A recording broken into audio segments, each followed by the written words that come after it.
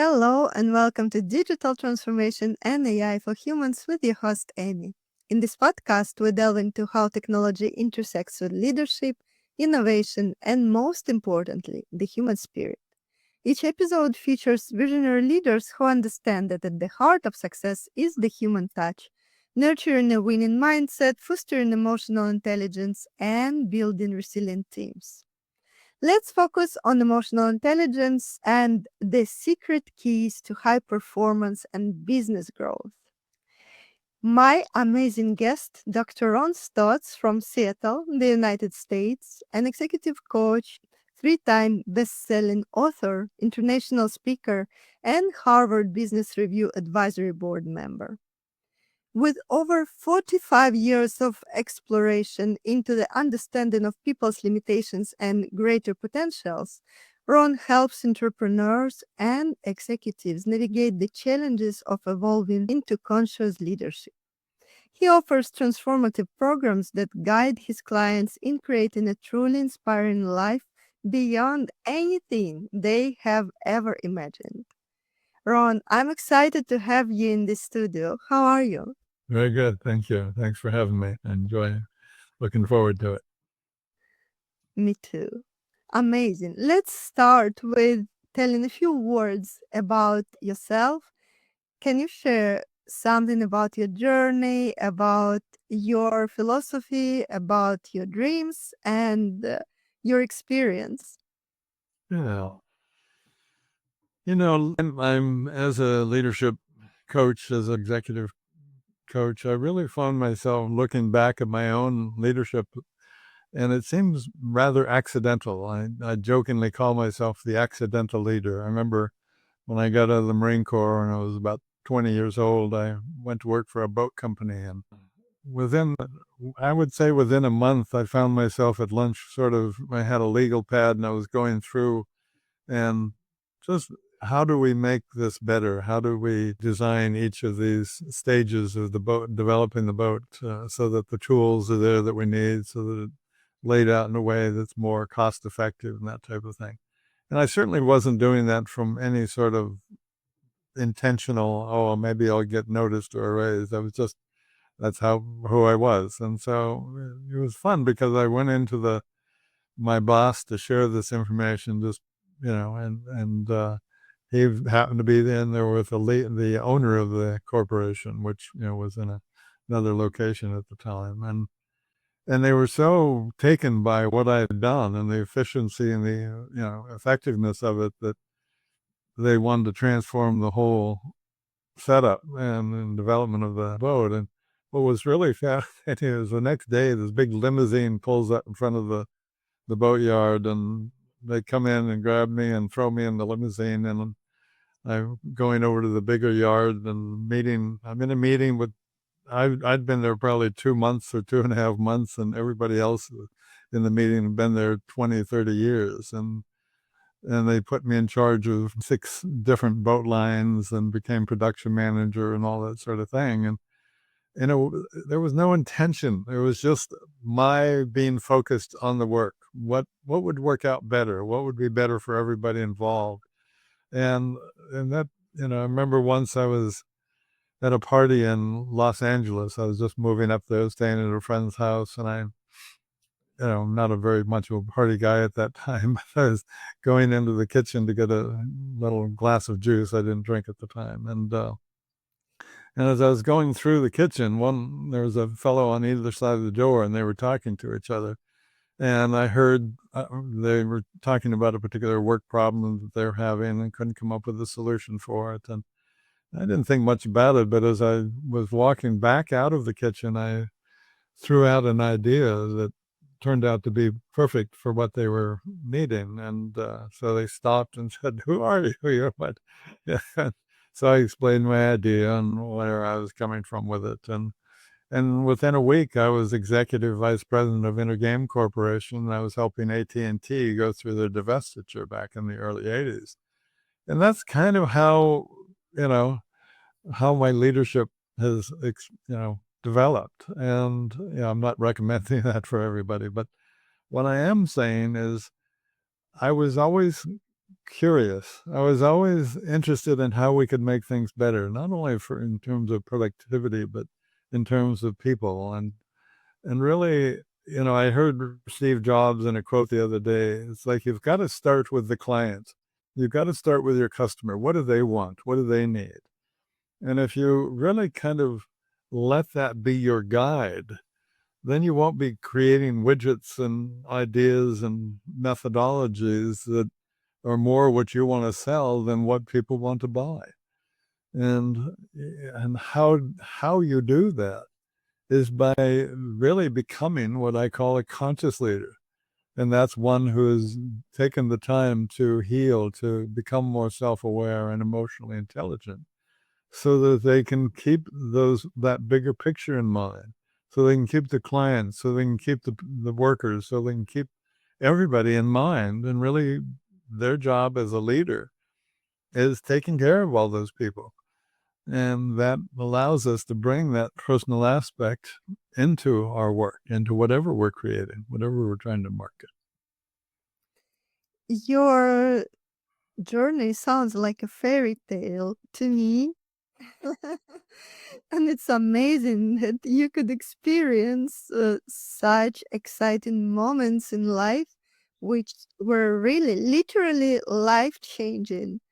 And not only for you, but for everybody who was sharing that space with you in your life. So it's amazing. And I totally agree. Customer centricity, for me, as somebody who has been working and leading data driven, customer centric business growth, it is absolutely crucial to understand the needs and the behavior behind and what can you give so that they get what they really want and what they need. Yeah. That's a great reminder. Yeah. Ron, why is emotional intelligence such a crucial factor in achieving both high performance and business growth, particularly for senior leaders and business owners? Well, I think it's in alignment with what we were just saying. The more emotionally intelligent you are, the more comfortable with yourself you are, because when emotions come up, say you're in the middle of a board meeting and a couple of people really go at it, they get in an argument. That does happen in board meeting. And, a person who's not comfortable with their feelings is going to, get angry and try and stop it. Well, you get an emotionally intelligent, conscious leader, they're going to kind of watch it from a place of curiosity, because they know that when things get a bit emotional, real issues, real ideas, real challenges might actually come forward that are otherwise suppressed. And so they're going to watch this, emotionally triggered situation from that place of curiosity, looking for, well, what can I learn? What can this tell us in terms of what we really need to do, who we need to be, so that everything is enhanced and working better. So emotional intelligence just gives you access of not only your own capabilities, but the sense of where other people are coming from, the comfort of allowing people to feel whatever they're feeling. You're more compassionate. You're more aware of what other people are feeling, so you're not pushing them. When it might trigger them. You're really being more supportive and caring, and they're less reactive. So they're more trusting. So you're bringing out the best in everybody. So emotional intelligence is just critical to all aspects of leadership. If you're going to, people used to that old top-down controlling style of leadership is just archaic. If you really are in business to make money and be more productive and make more profits, then become a conscious leader. Become a leader who is more self-aware, that has emotional intelligence enough to care about who you're creating something for, who you're creating something with, and so that you're taking care of everybody, including yourself, much more fully. I love this approach, and it is so, but still, for some reason, it's far from being evident for so many leaders, both in the corporate world and those business owners who are trying to just push through by working harder, by being stricter, by keeping the ego as broad as possible and developing it even more so that it becomes more of scarcity than willingness to collaborate, to co-create and enjoy the results all together. And that all comes from fear and feeling like they want to control. What I watch is nobody wants to be out of control, but it's ironic when I'm working with people and I begin to explore what being in control really means to them. And so when they're in a given situation in our work together, I say, okay, so you're doing that to be more in control. And they'll go, yeah. And so I have them really become more self-aware by, okay, analyze what you're doing. What are you doing with your breath? And they realize, oh, I'm stopping breathing. Okay, so to be in more control, you stop breathing.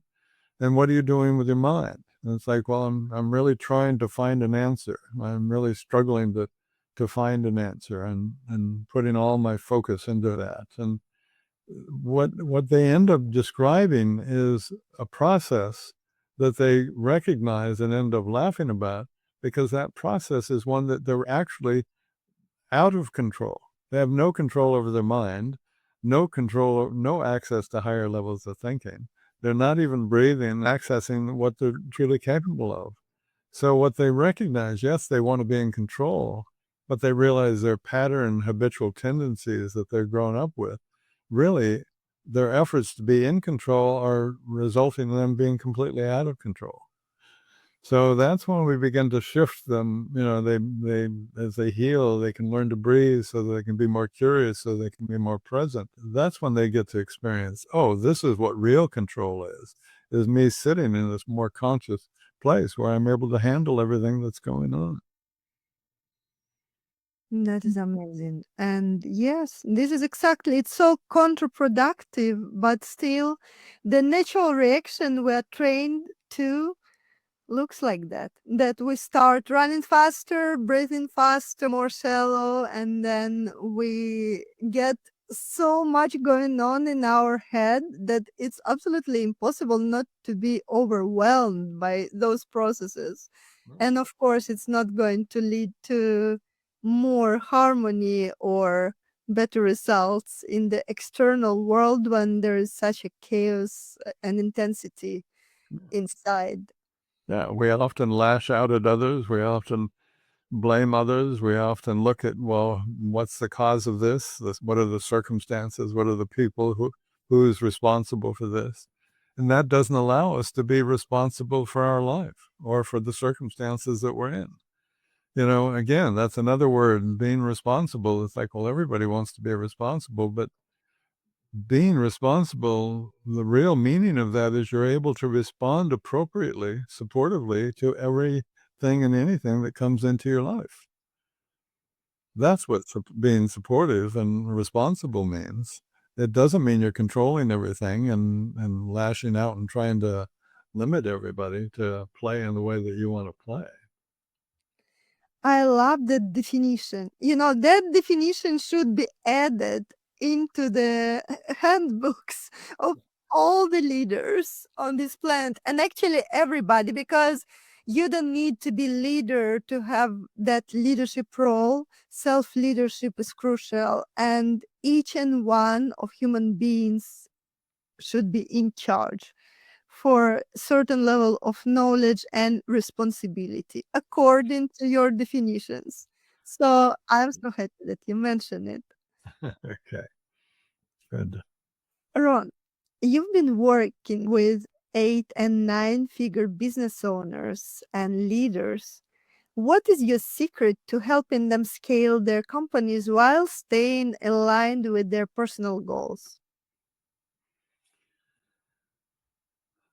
I think their personal. I don't see any separation, to be quite honest with you. Not when they're coming from a conscious, healed place. And so it's really, my initial programs are about healing and focusing on themselves and healing themselves, and that's appropriate and necessary for everybody to really take that self time so that you can really understand where you're coming from and heal whatever needs to be healed, and and learn to accept and love yourself on levels that you've never done before.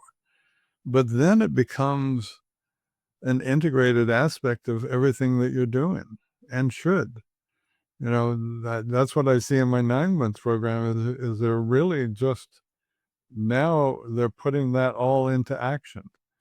If they're in a tough situation and, we're on a call and they're saying, well, this is what I'm struggling with now. All I do, this is my giveaway here. All I'm ever doing is breathing and being more present than where they are. I'm just being more conscious from where they are. And I don't have to be a business, amazing business person. If I'm more conscious, I see the opportunity that's available within any situation that they're involved with. And so what I'm really supporting them in doing is, okay, whatever you're running into in life is an opportunity for your growth and development. If you don't know the answer, that means you just need to breathe and look deeper within yourself and to become aware enough so you can see the answer. And that's a difficult thing for them to understand initially sometimes, but once they begin to trust that, once they begin to recognize, oh, no matter what life presents me with, if I can breathe and be curious and present, then I'm looking for the opportunity in that. And what happens is, yes, I might see what I need to heal or what I need to take care of outside of myself. But that always allows me to really come up with the best solution. And that can be the design of a hinge that you need for a product that you're developing. It can be, how do I solve this, people problem that I'm dealing with in terms of employees? It doesn't matter. I mean, I have a hobby, and it's designing and creating Japanese gardens. It's something most people don't know that I do. So now I guess a lot of people do. Amazing. But I had a fellow who was a CEO that I was working with in San Francisco, and he found out that I designed and created Japanese gardens. And so, of course, he wanted a bigger, better $1 million Japanese garden in his home. And I really just didn't have time. I did, I was so busy with clients and things, but he really wanted this as a gift for his wife. And so I went to my backyard in Mill Valley, California, north of San Francisco, and just sat quietly and envisioned the space that he wanted me to build the garden in. It was an acre and part of their yard. And I really envisioned the couple. And I knew that a big part of it would be, this is for her development. She was very interested in meditation and personal development. And I also saw that it would be a place where they could learn to connect and really become the more vital and loving couple. And so I just put that information, and then I just sat in the quiet and invited that garden to be created in my mind. And so for the next half hour, as I sat there quietly, I watched the 120-foot stream and coming into the 50 by 60-foot pond with the turtle island and the bamboo forest at the far end and the tea house and all. I watched it in detail, just develop. And finally to the points of the movement of the smells and the different sounds and feelings of the garden coming into play. And I met with them the next morning. I shared my image and I walked them through the property and just kind of pointed it all out. And I said, it's, and it was very expensive. And I thought they're never going to spend this much money, but it was like, it was a little over $500,000, for the garden that they wanted. And I jokingly, they said, yeah, let's go ahead. And so as I was leaving, I jokingly said, we could easily spend $1 million by doing this, that, and 5 other things that I suggested quickly. Not trying to sell them anything. I was over the top with what we were doing. They called me that night and said, yeah, let's do that. That's what we want. Amazing. But Incredible. the point is that here I was given a task that I didn't have time for. So I sat, access big mind, let that image come in. Within, an hour, I had that complete, never did put anything on paper. I had that complete image in my mind, 3 months later, it was completely built and finished. We won international awards for the design and for the technology of it. And years later, when I spoke to them, they just said, "Oh, you've got to come and see what it's looking like." And I said, "No, I know what it looks like. That's," of course, I did go and visit just to reconnect with it. Unbelievable. It's absolutely unbelievable. Another fairy tale of yours. Well, it's a fairy tale of what we're all capable of. We're all capable of accessing those levels of thinking, those levels of creativity, those levels of being in relationship, creating organizations, developing organizations and ideas. We're all so, so capable. And it's just learning to access those rather than nurturing our fears, nurturing, and breathing into all of who and what we're capable of so we can create that amazing life that we want. It feels so good to be, it makes two of us at this moment here and somebody who is watching us or listening to this interview can just get a reminder that it is crucial to tap into your inner power because we are so capable. And what we call magic, actually, it can easily become something very achievable and become so natural and obvious as a part of our reality, of our life. Yeah. It's only about understanding how to tap into that flow and stay in the flow. You captured it perfectly. That's exactly right. Yep. Yep. Thank you. Ron, can you share a success story where emotional intelligence helped transform a struggling leader into a high performing one, leading to a more profitable business and happier life? Well, the truth is there's so many that is which one, because as you move through this process, that's what happens with everybody. There was a wonderful woman that I had met. We were taking a workshop in Florida together, and she found out more about who I was and what I was doing, and so she signed up to work with me. And very capable, successful leader. I mean, she was doing extremely well with several organizations that she had.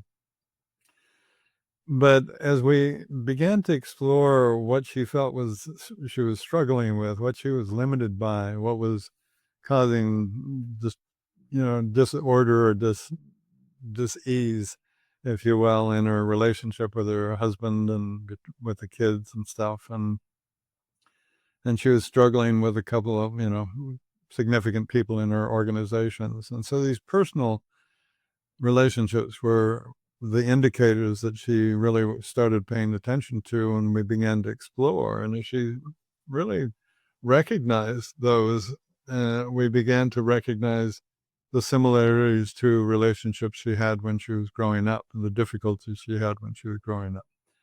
And I don't want to get into the too personal notes of that, but it was really in her being able to explore those challenges in growing up for the first time, be able to really find compassion for herself, to be able to reconnect with that little girl that she was, to really reparent that little girl, if you will, so that there wasn't that disconnection within herself between the different aspects of herself.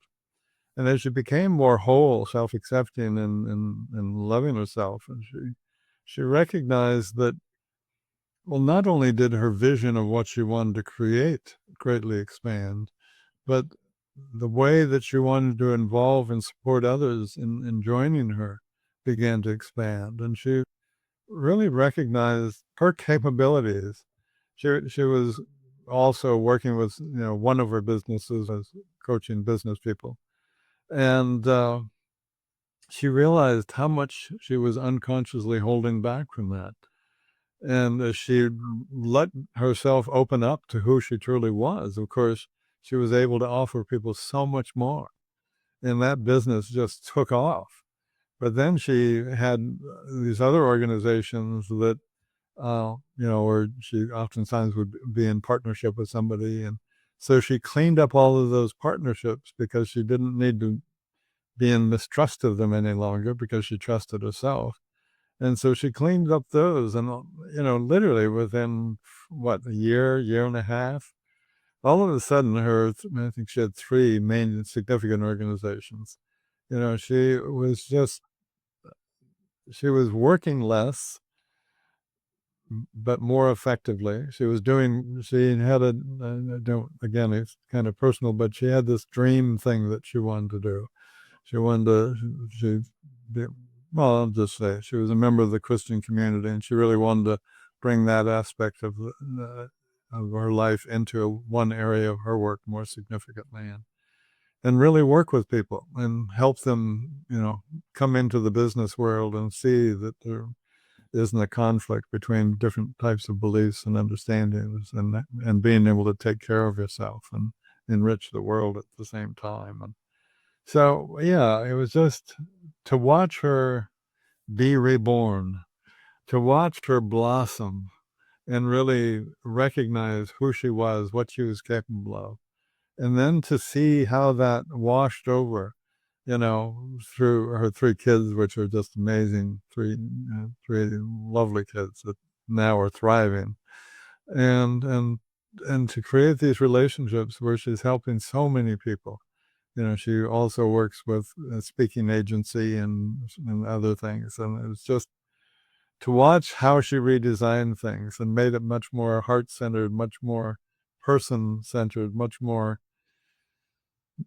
effective, because it gave people what they needed, not only for their own growth, but so they could reach others. And so, I mean, in terms of enhancing her life, it was a tremendous shift, but also, the truth is she was just making a ton more money and helping a lot of other people make a ton more money. That's a nice by-effect Right. of all that work. Right.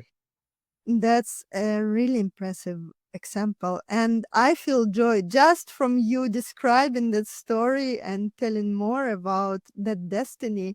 I feel joy and happiness in my heart, not only for her, but also for her family and everybody who was a part of her path, because it is amazing. And I want to see more of such stories because, the happier we are, and that is what I believe, and that's one of the reasons to why I do what I do.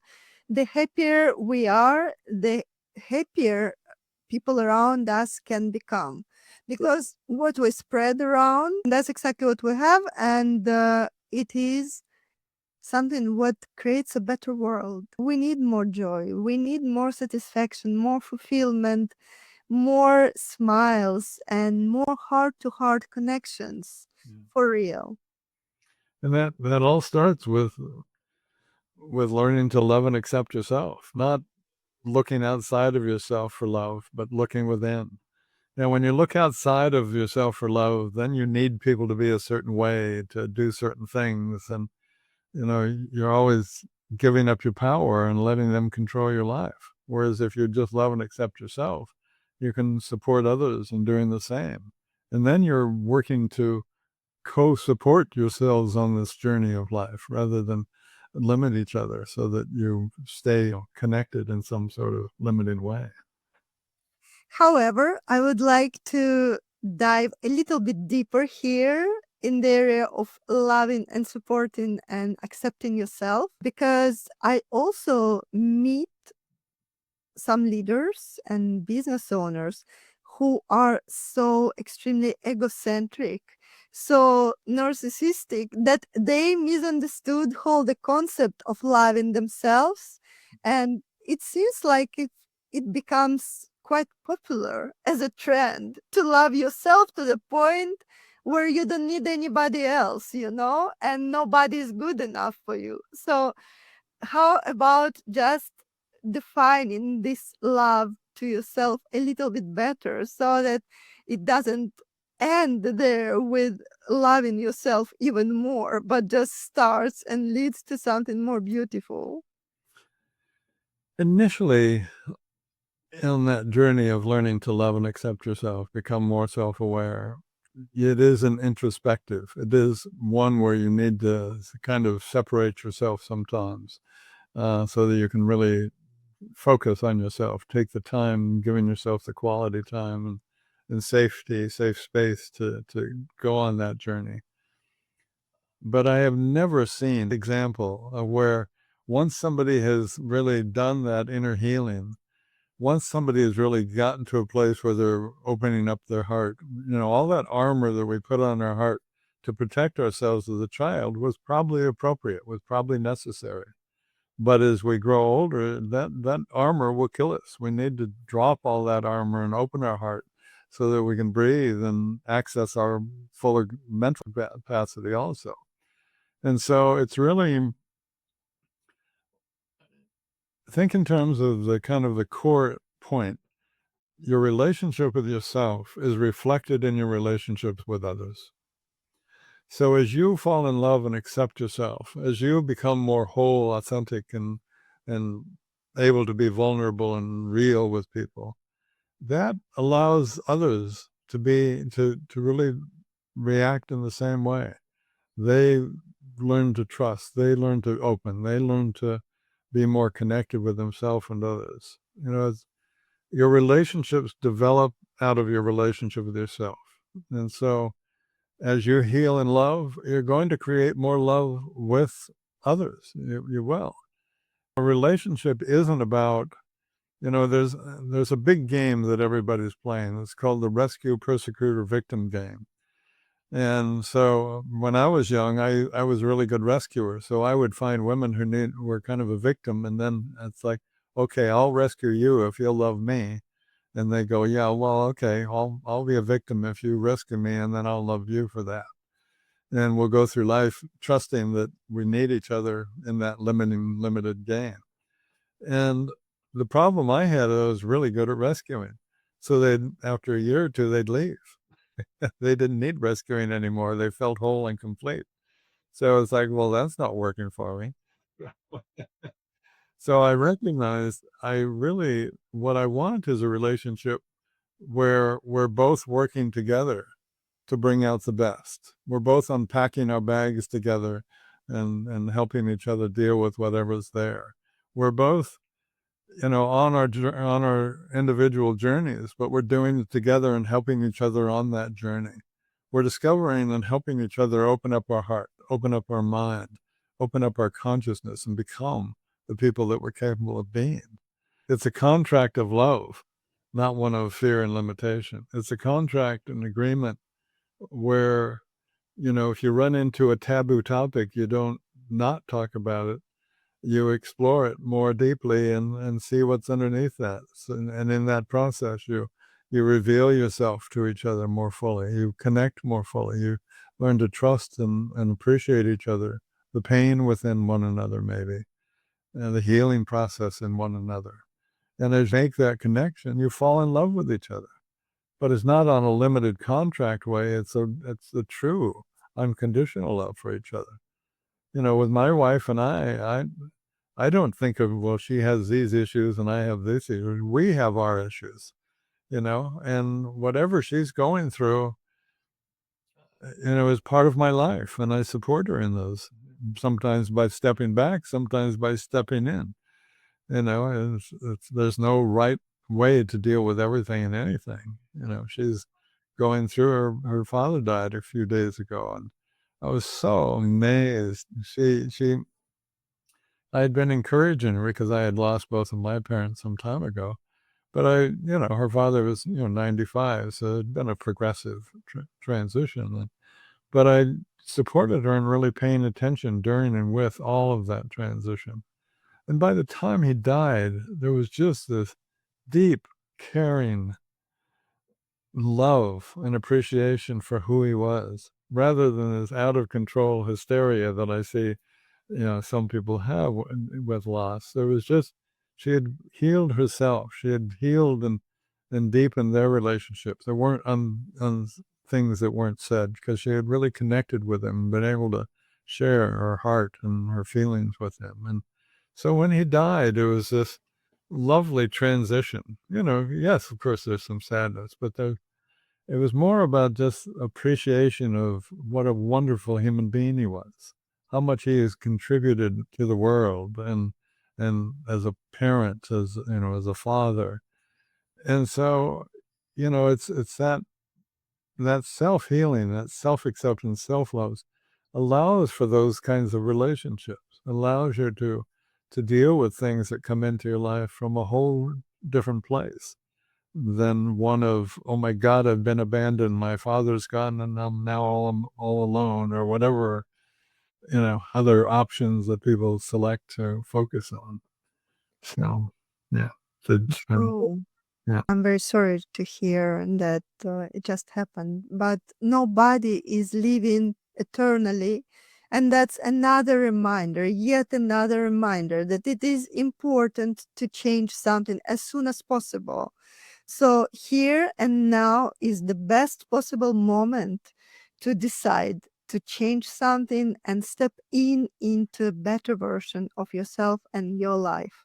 And as you mentioned exactly, that it is important to open up and just remove all those armors.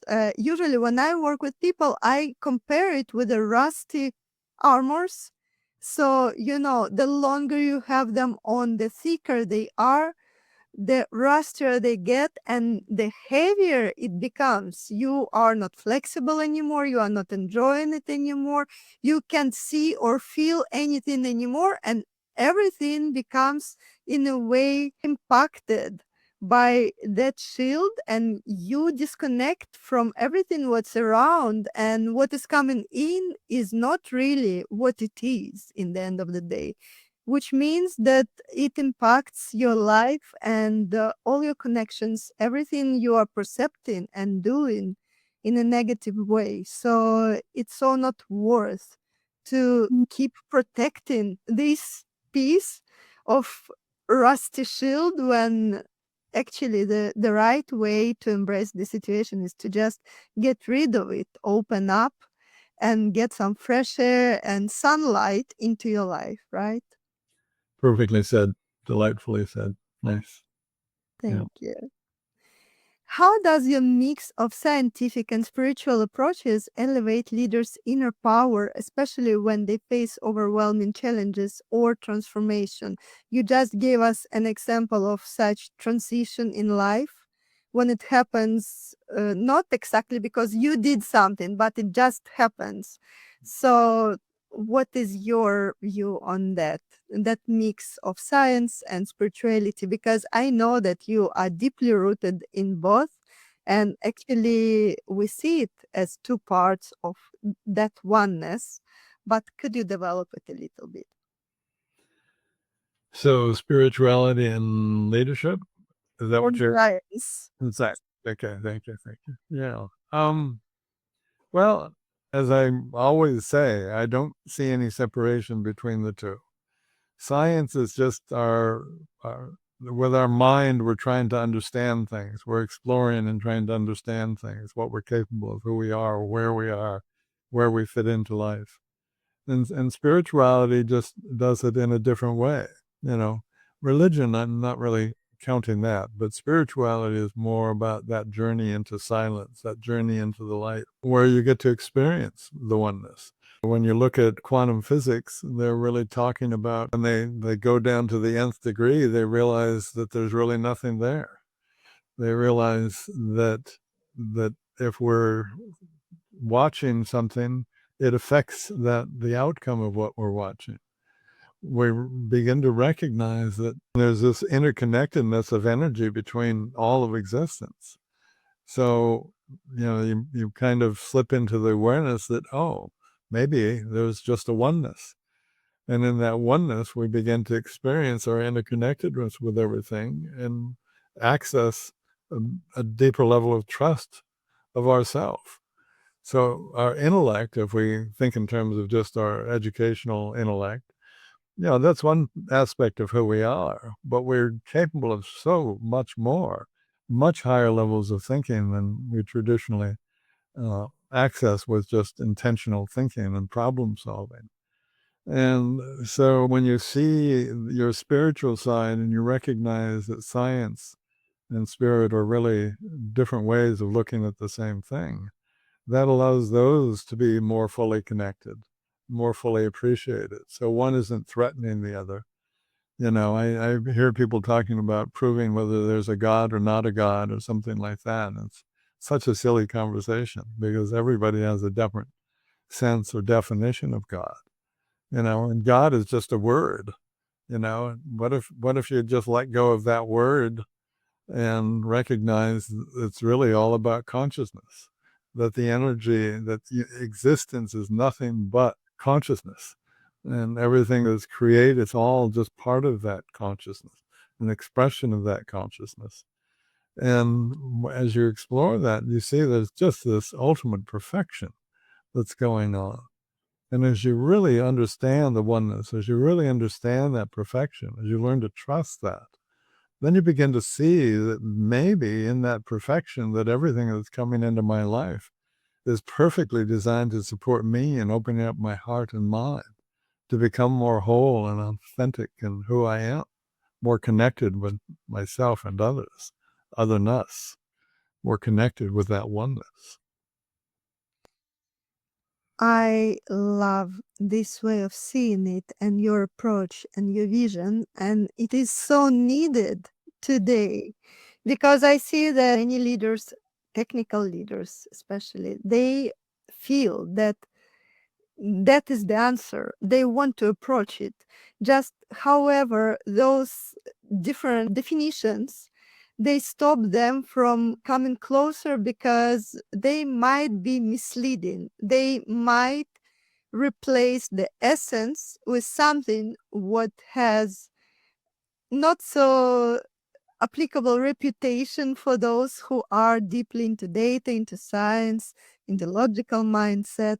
And then it creates some kind of conflict instead of supporting the idea that everything is just different parts of the same picture and it is not either or, but they are interconnected and they are already a part of your life, a part of everything you are surrounded with. This reality is built this way, just you can accept it or you can not accept it, but it is there anyways. So I absolutely love it. Mm. I mean, to be honest with you, one of my greatest joys with clients is, especially the more advanced ones, they come to me with their challenges and their issues, perhaps at different times and different levels. But I begin by showing them the perfection of that in their life and how all aspects of their life are perfectly designed and fitting and relating with it together so that that growth can happen. And they begin to go, oh, so this problem and that issue and this, all of that is really designed to support me in continuing to evolve spiritually, physically, mentally, in whatever, all those ways. So, yeah. True. And sometimes it's only years later that we understand, that situation, it was so horrible at that moment. It brought so much pain. But now I understand why. I'm so grateful for that experience. And I wouldn't be here where I am if I wouldn't need to go through that at that moment. But when you are right in the middle of the fire, it's quite difficult Quite difficult to to remember that. keep that cool, to understand that everything what happens is for the greater good. And sometimes there are situations, honestly, which are having other type of roots as well, and that's also something to address, but in a different way. Right. Ron, what are your predictions around behavior change and how can leaders speed up without burning out while AI, artificial intelligence, and technologies are getting introduced in all areas of life and business? In all honesty, if we don't wake up and really begin to learn about and accept who we truly are, what we're truly capable of, then I think we're going to get left behind. When you understand that the planet has, I think we've had 5 extinction experiences on the planet. And the main creatures that were running the world before the extinction experience are not around afterwards. And I think that could happen with us. We could become just secondary, tertiary creatures, if at all, because we're not keeping up. We were put on this world with incredible capabilities that we're not even touching. We're not even coming close to accessing them. And it's that lack of connection with all of who and what we are that's creating the destructive qualities that we see humans having and affecting the planet and other critters and everything, because we don't feel that intimate connection with ourselves and others and otherness.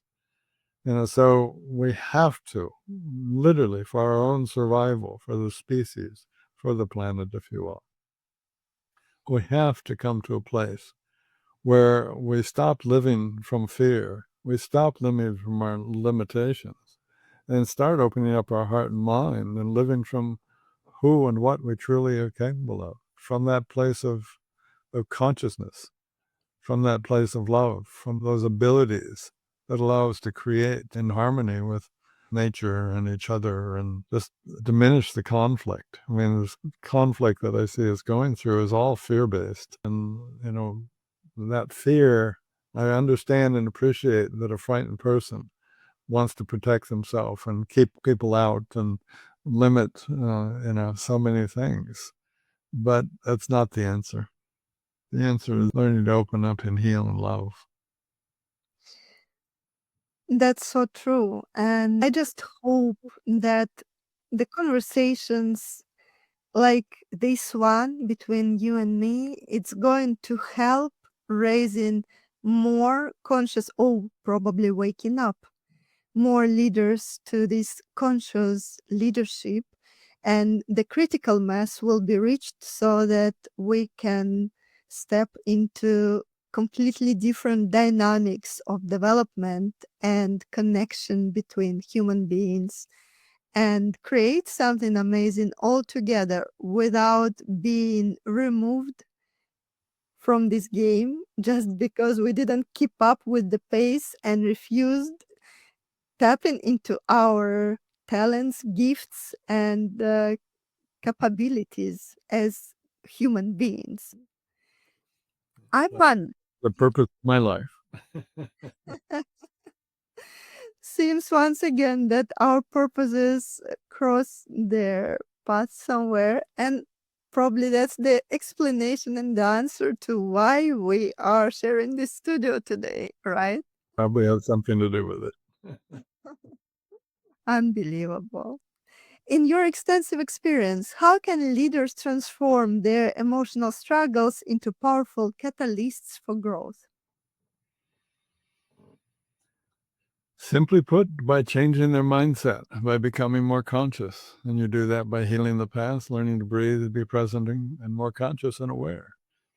And it'll all work out.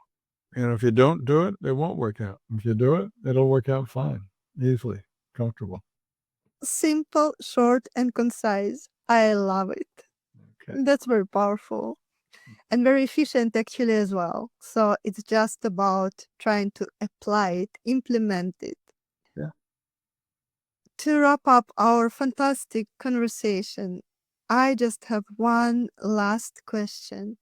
What practical steps can leaders take to cultivate emotional intelligence, enabling them to lead with authenticity, empathy, and impact? And how can they level up their mindset to match the game we are playing right now and this speeding up reality? Yeah, that's more of an opening question than a closing one. Well, take time in nature. Take time with people you care about. Take time with yourself and really breathe and just explore what you're feeling. Take time to really take a look and recognize what you truly want from life, what you want your life to look like. What do you want to contribute? What's your legacy?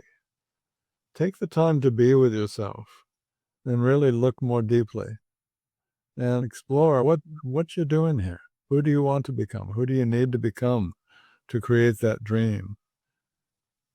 What's your greatest aspiration? And what do you need to breathe into and through to become that person who can create that? That's your life. That is so powerful and so amazing.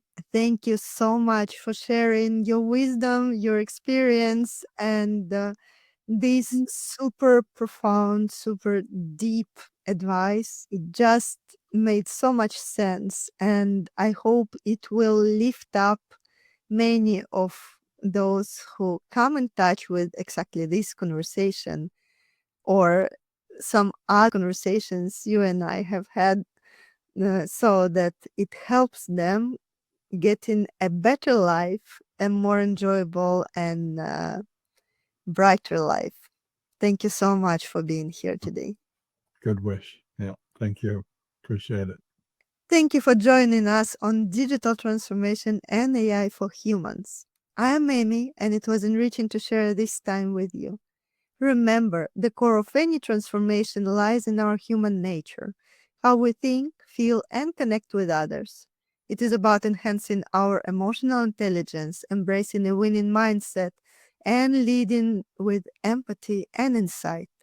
Subscribe and stay tuned for more episodes where we uncover the latest trends in digital business and explore the human side of technology and leadership. Until next time, keep nurturing your mind, fostering your connections, and leading with heart.